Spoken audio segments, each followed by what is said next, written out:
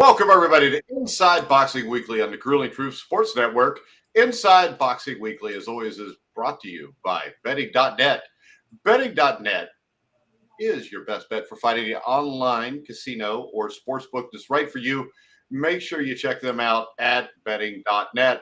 All right, guys, Inside Boxing Weekly. I'm your co-host, Mike Goodpaster. I want to welcome in my co-host, as always, boxing author, editor of Max Boxing, John Raspanti. How you doing, John? Doing great, Mike. How are you? How are we doing? How are the old bodies hanging up? We're still able to walk, I guess, right? But barely. Well, luckily, we don't have to walk to do the show. All we got to do is sit here, John. Thank gosh. So we have a couple fights coming up this weekend. We're going to start off with a guy you wrote about not too long ago, which was Adam Konacki, who, of course, lost these last two fights to Robert Helenius, and he will fight Ali Aaron Demirjian on the undercard of Garcia Benavidez, which we'll get to in a minute. What's your take on Kownacki? Is he done? I mean, Ali here is not a bad fighter. I watched video of him before I wrote the article for the Grueling Truth, and he takes a lot of punches like Konacki. So it almost seems like it's going to come down to who can take it more than the other guy. And the way Konacki reacted to getting hit by Helenius was not hilarious. Good. Yeah, not good. He got wobbled and went down, and we just have to see. I mean, Konacki is a nice big fella, and he said that he had problems at home. Well, not bad problems, but he was distracted. There's always something, and now he's totally focused, and he has to be because, Mike, you know, this is it for him. He has to win unless he wants to be a journeyman, and they put him in with, or a gatekeeper, or whatever term you want to use. They put him in with young heavyweights who just beat the living crud out of him. So if he wants to move forward with his career, meaning a bigger fight, the next fight, then he has to win. It's as simple as that. It's do or die time for him. Yeah, I'm actually looking for the odds to see if there's any odds posted for this fight yet. Last time I looked, he was favored, but not by a lot. But not by a lot. I was hoping to get a lot there. I would have actually bet on Ali. Not saying he'll win the fight. I expect Kownacki will win, but I think it's going to be a hell of a fight. And really, as we saw with Kownacki, he could be knocked out. That could be an issue. But then again, it's the heavyweight division. And even if he loses, John, no heavyweights ever out of it, are they? Not nowadays. I mean, we've discussed this many times. I have this great poster behind me. It wasn't on purpose to try to put any of these guys down. I just felt like displaying Ali Frazier. It's so hard nowadays to get real serious about these guys because I personally, Konacki is a nice guy, and I hate to say anything critical about him. I'm not saying anything critical about him as a person. I'm just talking about him as a fighter. And you know, he's a gutsy guy. But you know, you peak. You know, you hit your level, and that's it. And I think what happened to him too was that he's taken a lot of shots even before he fought the Nordic Nightmare, and the Nordic Nightmare haunted him. You know, he did it to him, and it shouldn't have happened. Nobody expected that to happen. I remember watching that fight. I mean, I didn't go in with a lot of. I wasn't very impressed by Konacki. I thought that he was exciting, or exciting because he's in slugfest, not exciting because he was so good. But he had a lot of people pulling for him, and that's great. That's boxing tradition. You know, you have a fighter, you pull for him, brings a lot of the Polish community into Barclays, and that's great. It's a great story, but. I never thought, well, this guy, the people talking about he's going to get a shot. And as I wrote in my article for the Grueling Truth, he was that close to getting a shot at the heavyweight title. And, you know, it's just, I don't know, put him against your guy, one of your favorites, Scott Ledoux. What would happen? Scott Ledoux would wear his ass out. Well, there you go. See, so that tells you. Because Ledoux could take a punch. He wasn't a real skilled guy, but Konacki's not going to knock him out, and eventually Konacki's going to get tired, and Ledoux would stop him late, I think. It's like Tex Cobb, Tex Cobb. Yeah, Tex Cobb would have wore his ass out too, and that is to stay in the heavyweight division.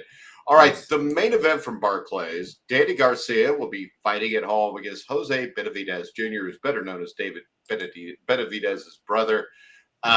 When you look at this fight, I mean, right now Garcia, I think, is like an 8-1 favorite. And it's scheduled for 12 rounds. And when we last saw Garcia, he was getting punished by Errol Spence last November. And I think the one thing that always stood out to me with Danny Garcia is I always thought he was a good fighter, but the word I think that describes him best is tentative.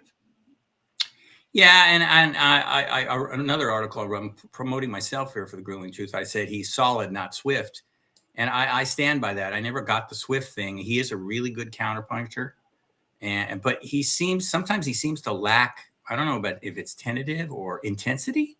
Maybe I don't know. There just seems to be a complacency that is in him sometimes in fights. Yeah, And then he's one of those guys that seems to be happy to be just good enough to win.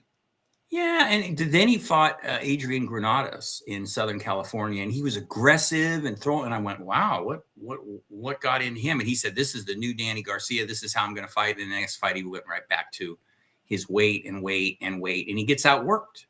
You know, he gets beat that way. There's 3 losses. He got outworked. I think a lot of that is he's fighting Granados, who really should probably be fighting at 135 or 140. Yeah. I mean, he's not going to hurt you, so you can go after it. One thing about Benavidez, he can punch a little bit. Yep. But every time he stepped up, he's been beaten. And I thought he was bailed out by the judges in his last fight against Francisco Torres. And that was a majority draw. And at one time, Benavidez was a mobile power puncher. Of course, he got shot. I think it was in the leg in 2016. Yeah. And he scored 18 knockouts and 27 wins. He's a lot bigger than Garcia. Yeah. So my thing is this. I think this is a way to make a little bit of easy money. I'm never going to bet a guy that's +8 or -800, but I will bet a guy that I'm pretty sure is going to win. He's moving up in class, and the odds for him to win by decision are -125, which is what I would recommend to bet this fight at. Yeah, it looks like a decision fight, and the way I told you, the template is there on how to beat Danny Garcia. You just outwork him and don't get clipped with one of his counterpunches. And Benavidez gave Terrence Crawford not a really hard fight, but he got stopped in the 12th round. We know his only loss, but he wasn't winning, and he wasn't even close to winning. And he was a hot shot before he got, no pun intended, shot. I mean, they were talking about him really being a that was kind of cruel, but all right. I know. I didn't mean it to be cruel. I wasn't. That's terrible that he got shot. Sorry, Jose. So and that happened, and it derailed him. You know, derailed his career. And you can imagine as a boxer, you get shot in the leg. I mean, that's going to be something that you're going to have to try to forget about. And if your leg isn't the same and you can't move like you did, that would be tough. Not that he was a boxer type anyway before that happened. So I think 8-1, maybe a little lower, maybe 6-1. It depends on Danny. You know, if Danny. Yeah, but I'll tell you, I liked him winning by decision, though. The decision, yes. Yeah. The decision I completely agree with, but I think Danny Garcia will probably come in there with more intensity than he did in some of his previous fights, because he's 34 years old. If he wants a shot at, who's he going to fight? Charlo at 154 pounds? If that's what he wants, he's got to impress. And they love him at Barclays. So he should be all happy and ready to win on Saturday night. I thought the Charlos basically just called out Canelo all the time. Yeah, or Triple G. Or Triple G, yeah. All right, let's go to a little boxing news. There's something here that bothered me, and I think it bothered you too. Keith Thurman, even though he hasn't beaten anybody in like 5 years, of note, is now the #1 ranked welterweight in the world. They jumped him above Virgil Ortiz. They jumped him above Boots Ennis. I mean, my take on this means that Al Heyman and PBC probably don't really want to make Spencer Crawford. And if you look at Bob Arum, now he's talking about piracy will keep the fight from happening. I mean, #1, don't give us crap undercards, and don't charge us $70 or $80 for a boxing match. Maybe if you charge $25 or $30, people start buying it. So all the way around, this looks to me like Heyman and the PBC got in Mauricio Suleiman's, back pocket, greased him up a little bit, and all of a sudden Keith Thurman's #1, because I don't think there's any way in hell Errol Spence wants to deal with Boots or Virgil Ortiz right now. Yeah, Keith Thurman's a former champ. He's only lost once, as we know. He's a good fighter. I like him as a person. He's articulate as hell. He's funny. We had him on the old Ringside Boxing Show a couple of times. He was great. #1, no. So that the books are being cooked here somehow, that this happened. And I think you're right. I think you're making a lot of sense that they did that so that when the fight falls through, if it does with Crawford and Spence, then perhaps Spence will fight Thurman. Maybe that's what he's thinking. Or as you said off air, I'm not going to claim this. You said that Spence is going to move up to 154. I think that's possible, because if he doesn't fight him and he's got to defend his IBF title, the number one guy is Ennis.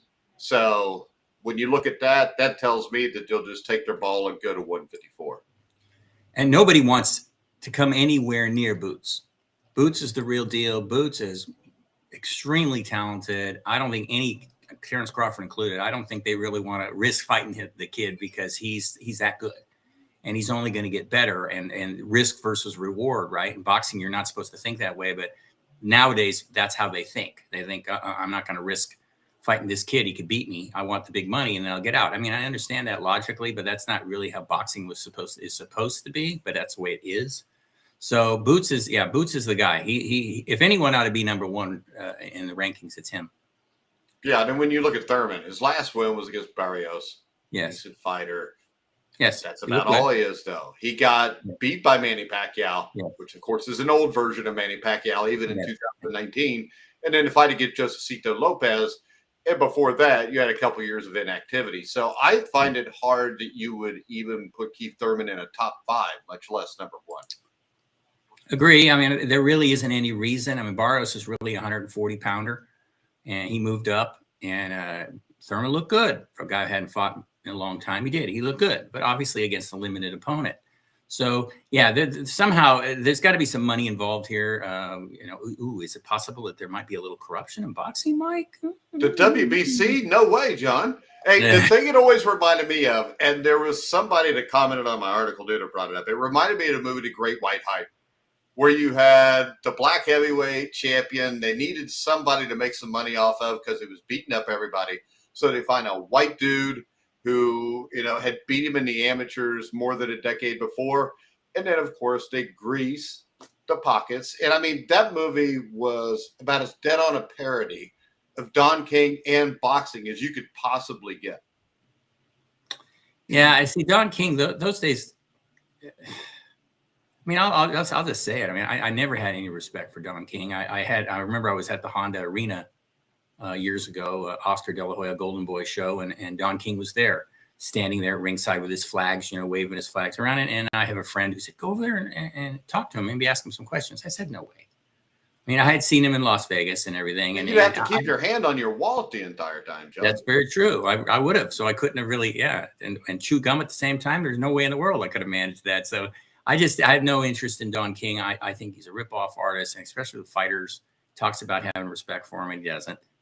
He just rips them off. I mean, stories that Tim Witherspoon has told about him, about Don King. And I mean, this is just terrible, horrific stuff that he's done to boxers. So being a guy that is in the boxer's corner, even when I'm critical, there's no way in the world I'm going to go over there and schmooze it up with him, because I'm not going to be phony with the guy.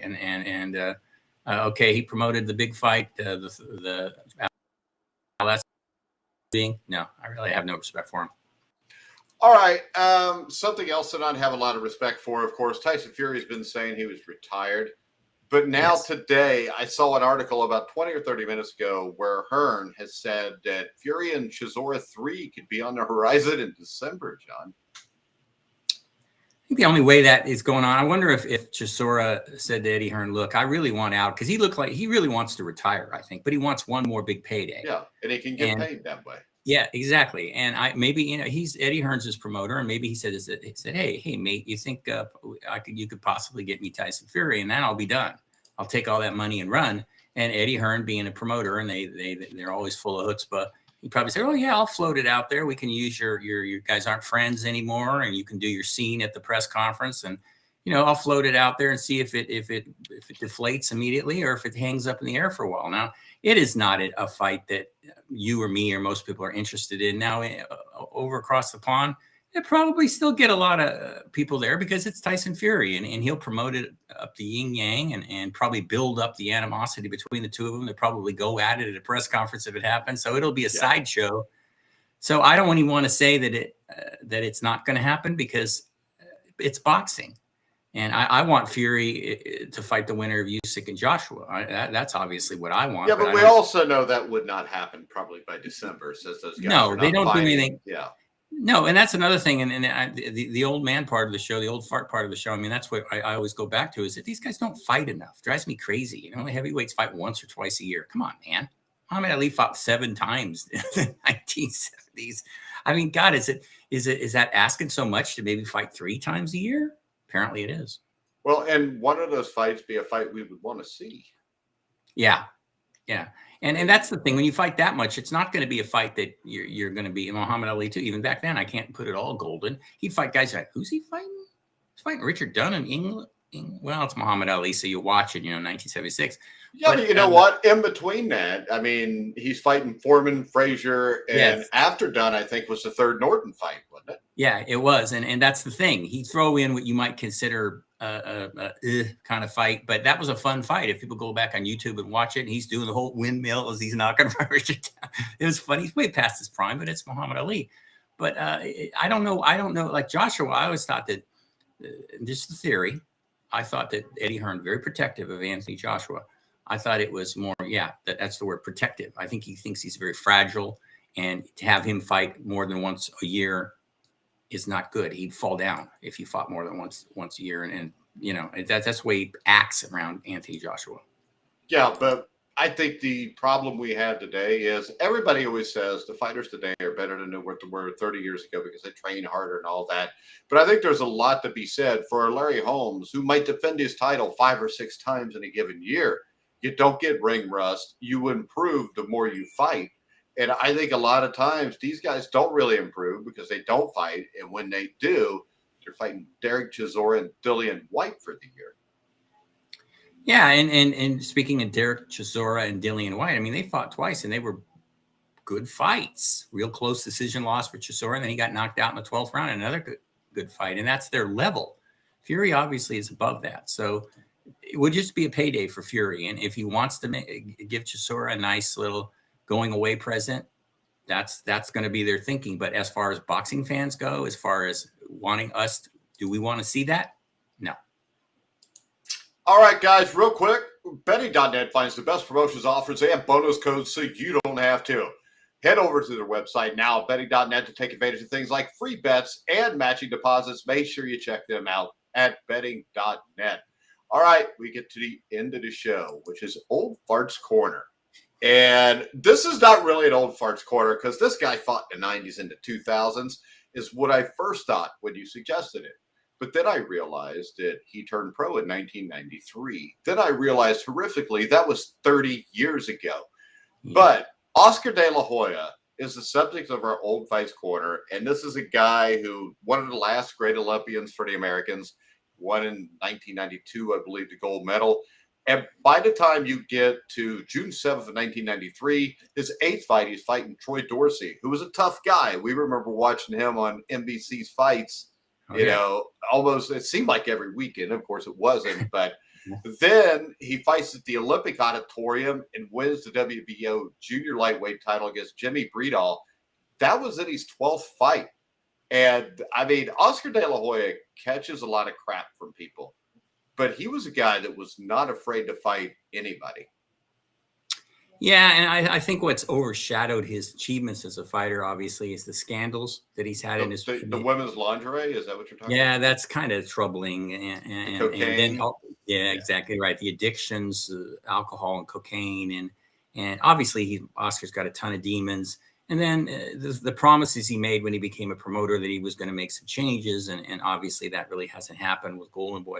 But if you put that all aside, and you just look back at him, and I wasn't a big believer in him at first. I thought he was more hype than talent in the early part of his career. Aren't we like that for almost every guy we saw that came out of the Olympics? You always doubted whether they were that. I doubted it with Sugar Ray Leonard until I watched him beat Wilfred Benitez. Oh, see, now Sugar Ray, I really didn't, but 95% of the time or whatever, I did. And with Oscar, I thought, it's like Mark Breland. I was never really impressed with Mark Breland. Winning all those amateurs. Amateurs and pros are totally different. And Oscar was a skinny, tall guy who obviously was talented, but he got knocked down. I don't remember early in his fights, one of his fights, and it was like, okay, see what I mean? But he ended up having a very solid chin. But the thing is about Oscar that he doesn't get the credit for what he did. And you nailed it when you said that he fought everybody. He could have stayed at 135 and 140. He was dominating. I mean, when he beat Julio Cesar Chavez, cut him up. Okay, he was already came with a cut. I know the whole story. He won. He was dominating. He fights Julio's fight in the rematch, even though Julio's past it. I know, but he doesn't fight Oscar's fight. He stands right in the center of the ring and says, "Okay, I'll fight you. You're my legend, but you knocked me down when we were amateurs. But when I was an amateur, I want to fight you toe to toe." And he beats him, and he made him quit. I know Julio. The great warrior didn't quit. Well, he did. He quit on a stool in the 8th round. And the Trinidad fight, I will go to my grave saying that Oscar De La Hoya won that fight. Me too. I wish he hadn't run around the last 3 rounds. But he won the first 9. It doesn't. I know. He could have just smoked some weed in the corner and drank a 40, and he still should have won the damn fight because he dominated the fight. Which is probably what he would have preferred to do. But I will say this: the other thing that hurts him though is you had the controversial decision with Pernell Whitaker. You had a controversial decision with Ike Forte. Felix Sturm. But yeah, with Felix Sturm, that's a little bit later. But I think in his prime, when you look at the guys he beat, and this is in a row: John Molina, Rafael Ruelas, Gennaro Hernandez, Jesse James Leija, and he knocked these guys out. Yeah, he knocked Ruelas out in 2 rounds. Yeah, and I mean, really, Miguel Angel Gonzalez, I mean, I think went the distance with him, but Gonzalez was a damn good fighter. People forget who beat Chavez, but of course they called it a draw because Don King was involved. The Whitaker fight, I thought De La Hoya won the Whitaker fight. Yeah, it was really close. I remember thinking they'd call it a draw when I watched it. It was very hard to judge that. I wouldn't have wanted to judge that fight. I was like, I just kind of shrugged.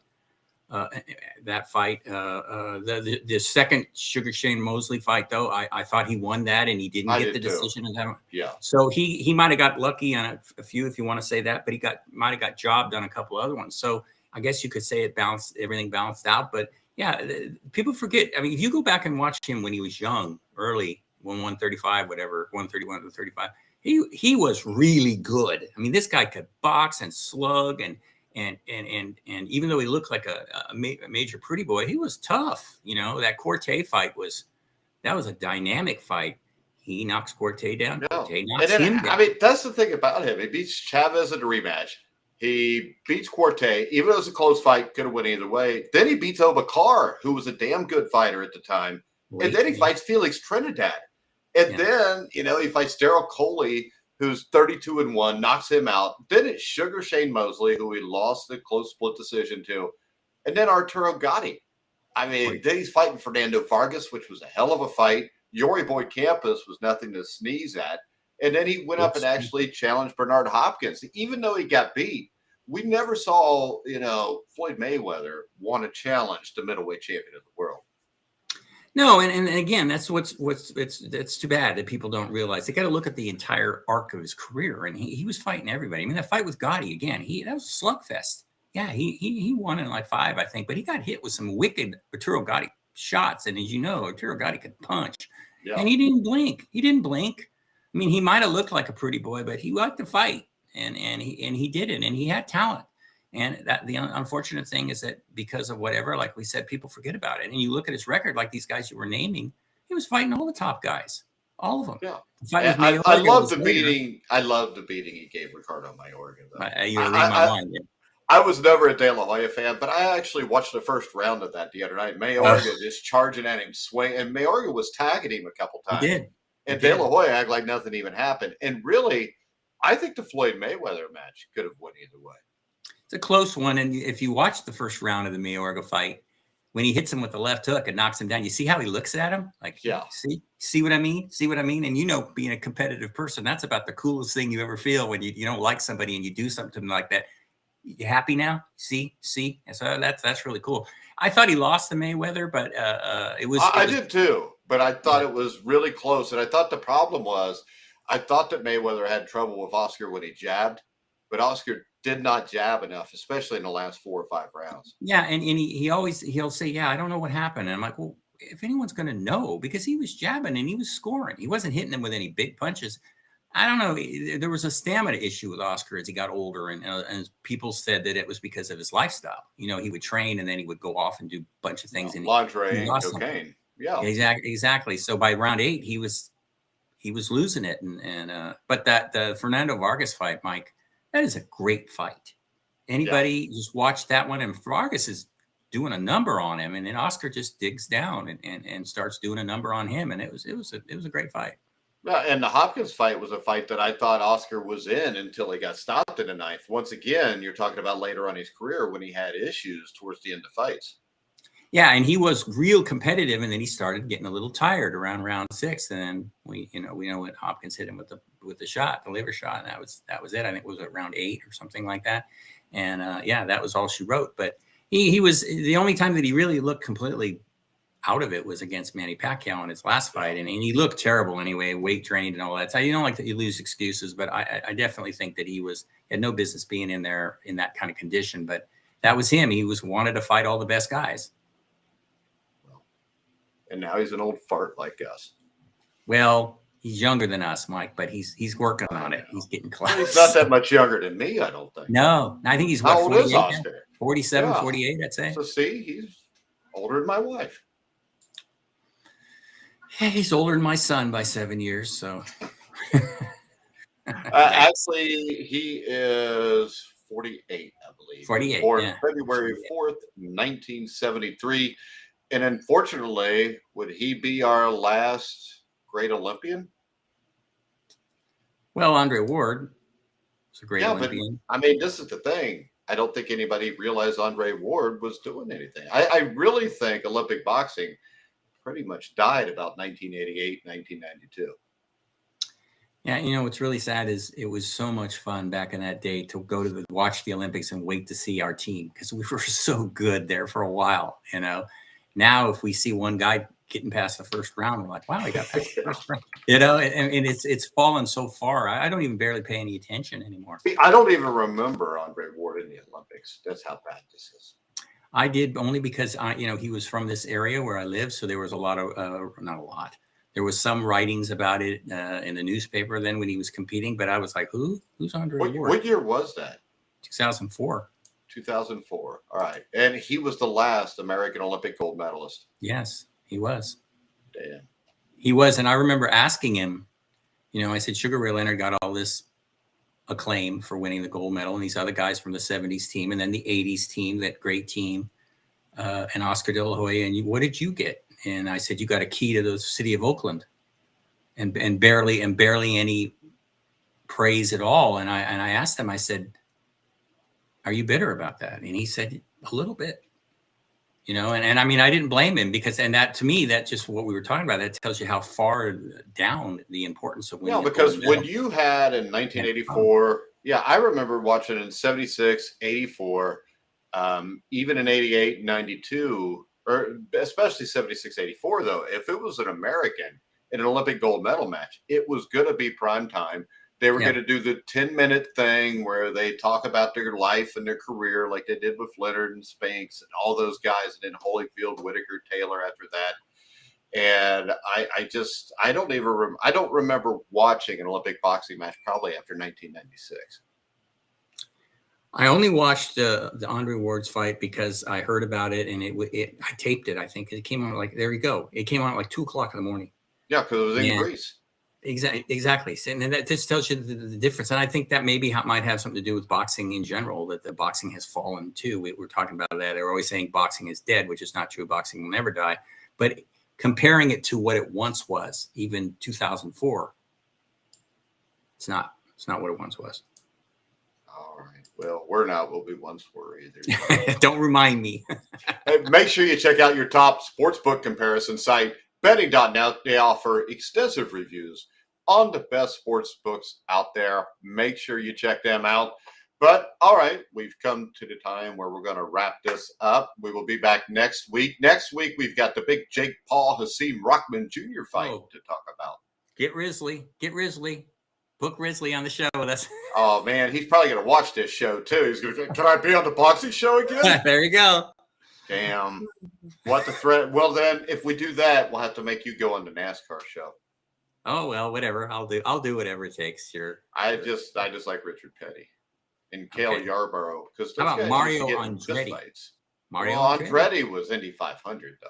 Still, it's about I don't know a lot. Richard Petty, Richard Petty. Richard Petty. The guy that died, and his son did. Dale Earnhardt. Dale Earnhardt, yeah, and his son was. That was after I stopped watching it like in the mid '80s because I became an adult and found it driving in circles was stupid.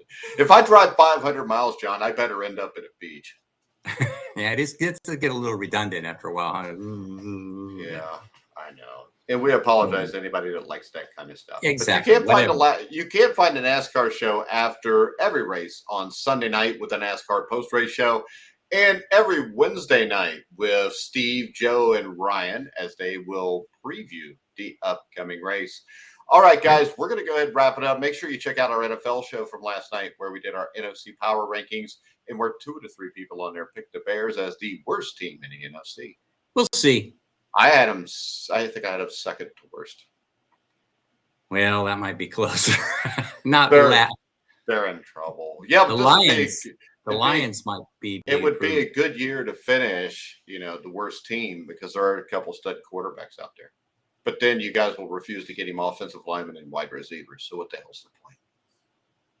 It's difficult right now, Mike. Very, very difficult. I'm a Bengals fan, so I don't want to hear about it. I know. It's kind of obvious. It's still difficult. It's obvious that I'm a Bengals fan. Why? Because they have a Bengals hat on? A hat, a shirt. I mean, every week. I even did that when they sucked. So yeah, I know. I'm the same way. I got Bears stuff. I wear it when they suck. I mean, they've been sucking for so many years. You had that one year, though. I haven't had that year yet. Almost. I know. Almost doesn't count. Well, we've been almost 3 times. Damn. But they should have won that game. Yeah, all 3 times. But all right, guys, we're going to wrap it up. Make sure you check out betting.net and check out our top sportsbook, recommended sportsbook for this show, which would be FanDuel. All right, we're going to wrap it up. We'll be back next week to look at I don't even know which Paul it is, but I'll figure it out by the time we get to it. And let's see, Rockwood Jr. We'll do a little Old Farts Corner. Who do you want to talk about on Old Farts Corner next week? God, you hit me with these questions. I don't know, like off the top of my head, we could talk about, when we mentioned it, we could talk about some of the light heavyweights that, Michael Spinks, Dwight Muhammad Kwai, Matthew Saad Muhammad. We could talk about the light heavyweights of the late 70s, early 80s. Yeah. We'll do that. Yaki Lopez.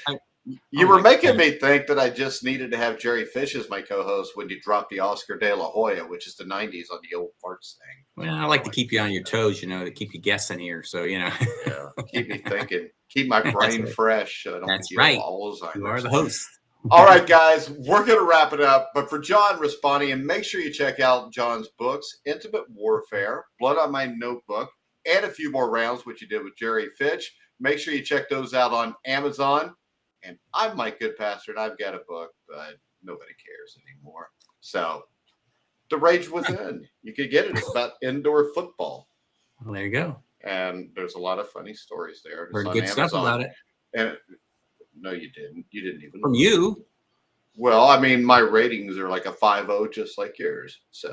Well, there you go. All right, guys, we're going to wrap it up. And for John Raspanti, I'm Mike Goodpaster. You've been watching and listening to The Grueling Truth.